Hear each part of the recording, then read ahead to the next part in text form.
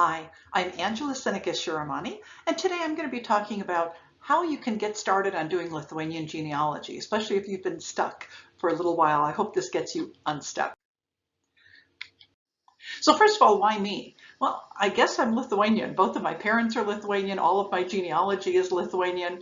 I grew up every weekend being fully Lithuanian, going to Lithuanian Saturday school, and on Sundays going to a Lithuanian church, and all of the different social activities that go with that.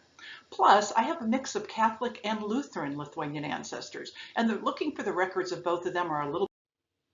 There's a lot of things that are going to affect the way you search for your Lithuanian records, and one of them is language itself. Lithuanian is one of the most ancient languages that we know of, very close to the original Indo-European root languages. It is nothing like Slavic languages, nothing like Scandinavian languages. So if you take a look at the same phrase in my little yellow box there, in all these different languages, you'll see that Lithuanian and Sanskrit are actually the closest languages. Sanskrit's not a living language anymore, but it still exists. Another thing that's going to affect your research could be dates. Lithuania was one of the last countries to switch over to the Gregorian calendar. That wasn't until 1918, whereas most of Europe switched over in 1752. This means if you have an ancestor who was born before 1918, they have a certain birth date, and that's the birth date of the record. But if you have other records for them after 1918, it could be a 2 weeks different date given for their birth. So if you're having trouble finding the birth record for someone based on a record after 1918, take away 13 days and see if that helps. Another thing that really affects where you're going to look for these records is history and geography. So we're going to cover that pretty heavily. Now, important to know that Lithuania started out as a collection of different Baltic tribes. One of them was the Lithuanian tribe. In the bottom left, we also had the Old Prussian tribe. These were not Germans. These were a Baltic tribe with a Baltic language. Estonia, which is often called one of the Baltic states, has a completely different language that is Finno-Ugric and not at all based on the same kind of structure that Lithuanian is. Another very important thing that's going to affect history here is that all of these Baltic tribes were pagans. They worshiped thunder and lightning and the sun, and they saw oak groves as a sacred place. So they were very much nature worshipers. And this is one reason they don't figure much in Western European history during all of these times of the Middle Ages, because they were not seen as a legitimate country since they had no crowned king crowned by the Pope, because they were not Christian. At one point in time, this Prussian territory, the Old Prussian land, was something that the Prince of Masuria nearby really wanted to get his hands on, but he needed some mercenaries. He looked around, and the Crusades in the Middle East had not been going very well, and the Teutonic Knights who had been fighting there suddenly had nowhere to fight. So the Prince of Masuria said, hey, you know, we've got a whole bunch of these pagans right here, these infidels right here next door to me. Come on over here and make them Christian, okay? And so they did. And what they did is they were able to conquer the Old Prussian tribe. And that's where they made their headquarters in Königsberg, which is now part of Russian Kaliningrad, in this red circle here. And they thought, well, this was easy. We conquered the Old Prussians, made them speak our language, German, killed off their language, killed off a lot of the people too, but not all of them. They said, let's go get the other tribes now. That didn't go so well. They fought for 200 years with the Lithuanian and other Baltic tribes. And finally, they just went back and forth. But finally, in 1410, at the Battle of Grunwald, or in Lithuania, it's called the Žalgirio Mūšis, the Teutonic Knights finally gave up and said, you know what? This isn't working. So they stayed, they became merchants, but they weren't fighting knights anymore. But if you take a look at this whole yellow area, that was Lithuania at the time. These tribes banded together to fight the Teutonic Knights, and they formed a country that went all the way from the Baltic Sea to the Black Sea. It was the largest country in Europe for quite a while. Then some things started changing. Lithuania and the surrounding tribes there, they did become Christian, and they did it pretty much by force. So there was a queen in Poland, there was no male heir, and so the boyars there in Poland said, we need a king. And they looked next door, there's Jogaila, the Grand Duke of Lithuania. They said, come marry our queen, you can be our king, but you've got to convert to Catholicism. And of course, your whole country has to as well. We can't be affiliated with pagans. And so they did. Overnight, Lithuania became a Christian country. And at that time, that meant Roman Catholic.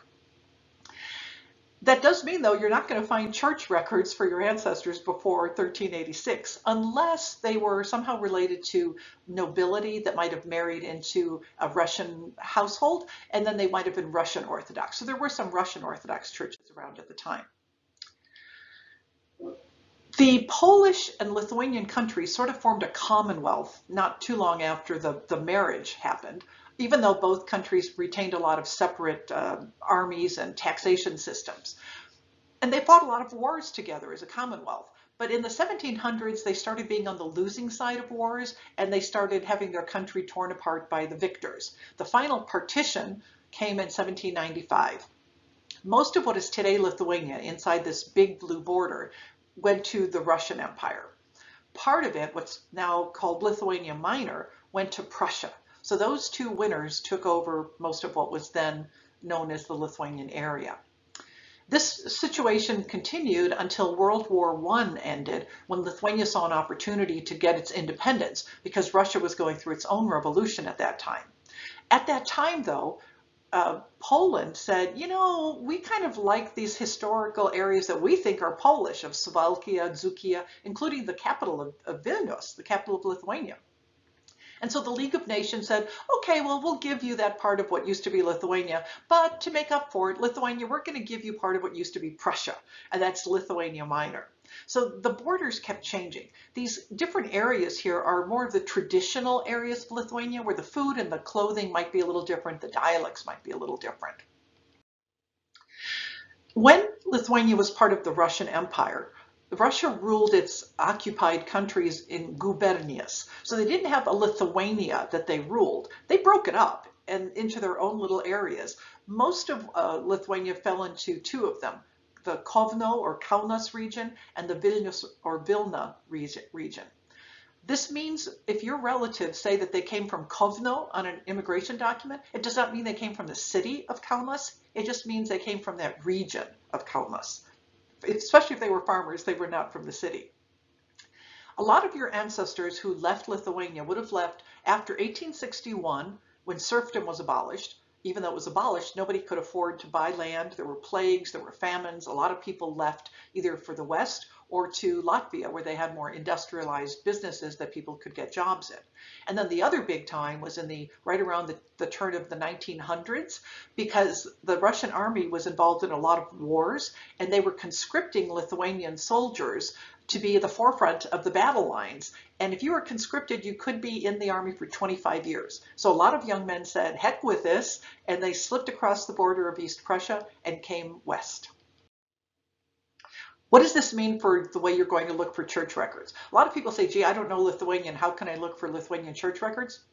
You're going to find very little Lithuanian in those records. So any records before 1386, as I said, would probably be in the Russian Orthodox churches. But starting in 1386, they were going to be Roman Catholic records. And in those days, that was Latin. So if you've been reading Latin records elsewhere, you'll have no problem with these. Lithuania had no seminaries of its own. So all of its priests came from Poland, and they spoke Polish. They had to learn Lithuanian, but they often started writing some of these records in Polish, or at least Polonicizing a lot of the Lithuanian surnames, which is going to mess up the spellings that you're looking for. Then after the Protestant Reformation, there were a lot of Lutherans in Lithuania, some Calvinists as well, some old believers, but most of them were Lutherans. And the ministers had to come from Germany and Prussia, and they wrote German. So a lot of those Lutheran records will be in German. All of this until 1864, when after another unsuccessful revolution, Russia clamped down and said, okay, no more Lithuanian language. It seems to be related to people's sense of nationalism, so we're going to kill that nationalism, and everything has to be in Cyrillic alphabet and in Russian. So these are the records that you're going to be finding. They will not be in Lithuanian until 1918. And 1918 is really the first time the Lithuanian language, the spelling and the endings, was consolidated into one standardized version of doing it, instead of all those different dialects from those different regions. So here's the implication for the way you're going to search for your Lithuanian surnames. There are some letters in Lithuanian that do not exist in our Western alphabet. and they pretty much make a ch, sh, or zh sound. That means if you had an ancestor who might have been Schultz in East Prussia and then just went over the border to Lithuania, to spell Schultz, it would be Schultzus with two of those little funny looking wings over the S and the C.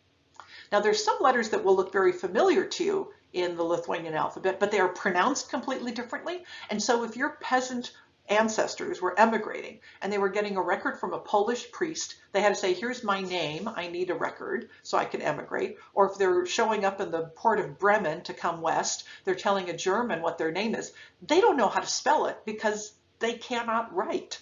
So all they do is say their name, and these Poles or Germans are writing it the way it sounds to them. So my ancient name was Shenitskas. So if that person had actually emigrated, it would have been spelled SH instead of S, and instead of a CK, it would have been a TSK because it's Senitskas. That means you need to be searching for these different spellings when you're looking at indexed records. Another difference is the letter J in Lithuanian is pronounced like a Y. There's a lot of Lithuanians in the West, or Lithuanian names in the West, that start with a Y, but in Lithuania they all start with a J, so you need to look for them that way.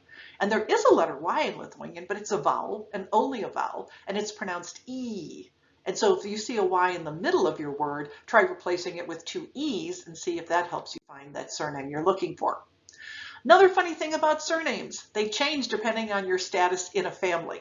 So the father of a family and the son of the family will have the family name, in my case, Senitskas. The wife, indicating her marital status, has an "iana" ending, so she would be my wife. My mother was the wife of my father, Senitskiene, and then I and my sister, as unmarried female daughters of Senitskas, were Senitskaike. So for married women in modern days, every time the ending will be "iana," but in olden times it was just "ena." So if you see an "ena" ending on a woman's name, like let's say you have a male ancestor who married a woman whose name ends in "ena," that means she was a widow, and that was her married name. So now you can go find the death record of her first husband, and that'll give you her maiden name, so you can continue looking for her. Otherwise, you will never find her birth record. In modern day Lithuania, the unmarried maiden names have these different endings depending on the last two letters of the father's name. But in the olden times, there were any number of different endings, ate, ike, and then again, if they were written by a Polish, German, or Russian priest or minister, they used their own language endings that told you if that woman was a woman or married or unmarried. So all of these are great clues when you're looking at records. Not only names, but every single noun in Lithuanian has different endings. So there's 7 different endings for the word for the brother, brolis, and then there's 7 more endings for brothers, broliai. Well, I'm not even going to show you those. And this is partly because Lithuanian has no articles, no a, and the, and very few prepositions. The ending of the noun tells you what the status of that word is within the sentence, if it's the subject or the direct object or the indirect object. So the implication for the way you're going to look at records, if you look at the very bottom on the left-hand side, I'm telling you in Lithuanian that John Vaitkus, the son of John Vaitkus, those both father and son have the same name, but because in the second construction it's the son of John Vaitkus, there's different endings on his name. But Jono Vaitkaus is the same person as Jonas Vaitkus. There is a little help though with Lithuanian first names. If it ends in a vowel, it's a girl's name. If it ends in an S, it's a boy's name. But then there's different versions and nicknames of these very common names. Some of them are more Germanic, some are more Polish, some are just nicknames. So you need to get familiar with them because these will be the same person who might have a different first name every time you find a new record for them. Then there's some changes in the way the language is written. We've already gone over this CZ or SCH version of how Germans or Poles would interpret that sh sound or ch sound. The other thing, though, is a lot of Polish priests would do something that they do in Poland with surnames, is they would add a vich ending to it. And in Lithuanian, once that Lithuanian peasant was saying what his own name was, he wouldn't say vich, which was Polish, he would say in Lithuanian, vichus. So you could have a person whose name was Vaitkus, changed by the priest to Vaitkevich. He would say I'm Vaitkevichus, but his brother might still say I'm Vaitkus. And that might help you distinguish different family lines coming down from different brothers. One who retained the original spelling, one who used the longer spelling, but they're still the same family name. Another little thing is that Prussian German names often end in an ite sound, E-I-T or A-I-T. So you might have a name like in my family, Schneidereit, instead of Schneider you might see in Germany, but then making it Lithuanian becomes Schneidereitis. So you can look for all of those ancient versions depending on if you're looking in the German records or a Lithuanian record or a Polish record. Now there's also some letters that just don't exist in Lithuanian, Q, W, and H. But that has some implications. So if you had, let's say, a Germanic name like Herman, which I have in my family, in Lithuania, it would be written as Erman or Armonas. So you've got to be very flexible in the way you look for your names. Another thing is there is no W in Lithuanian. There is a V, and the V is pronounced as a V. In Germany, a W is pronounced as a V is pronounced as an F. So you might try all those different versions when you're trying to find the older records for a modern day spelling of a name. Another thing is that because peasants were illiterate, they would say their name to the priest when they were getting a death record recorded or their child's baptism recorded. But depending on how the priest or minister heard it, they would write it down differently. So in my own family tree, I have a Bittner family and a Bickner family, and they're the same family. Or a Bendig family and a Bendick family, and they are the same family. So you have to be a little flexible with those consonants. Look for it the way it sounds, not necessarily the only way you saw it spelled in the first case. So track all of those similar versions of names and put them all together, and you may find they are the same family.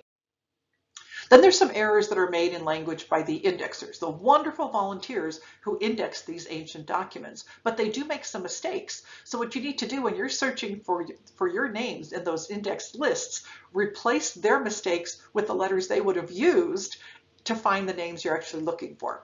So the first example on the top right is Ensis. That middle letter is not an F as in Frank, but an S as in Sam. But if you have one of those letter S's in the middle of your name, replace it with an F when you're looking through the indexed records and you might just find what you're looking for.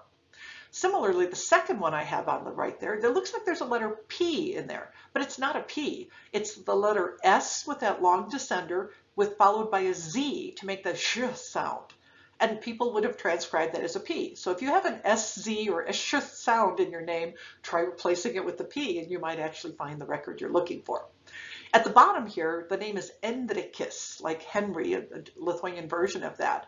The N and the K look almost identical because many times they did not use the up ascender on a K, and the indexers may have misconstrued it as well.